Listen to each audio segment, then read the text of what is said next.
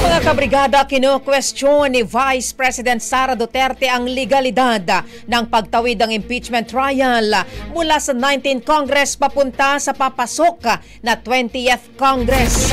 Bagamat sinabi niya na gusto niyang magpatuloy ang trial para madepensa ng kanyang sarili, idiniin niyang questionable ang constitutionality ng crossover ng Kongreso. Sa interview sa The Hague, sinabi ng Vice Presidente na isa ito sa mga ko-questionin ng kanilang legal team. Pinutol naman ni VP Sara ang kanyang paliwanag dahil hahayaan na lang daw niya ang kanyang mga abogado na magsalita para rito.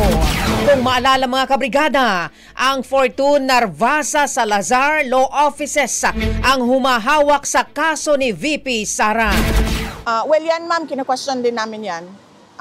Yung pag-crossover from the 19th to the 20th Congress. Dahil ang composition ng House of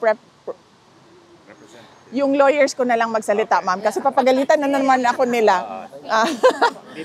Papagalitan na naman ako noon, ma'am, ng mga lawyers ko. So, tanong natin yung lawyers. Bago ito mga kabrigada, una nang naging hati ang naging reaksyon ng mga senador na magsisilbing impeachment judges kung constitutional ba ang crossover ng trial papunta sa papasok na 20th Congress.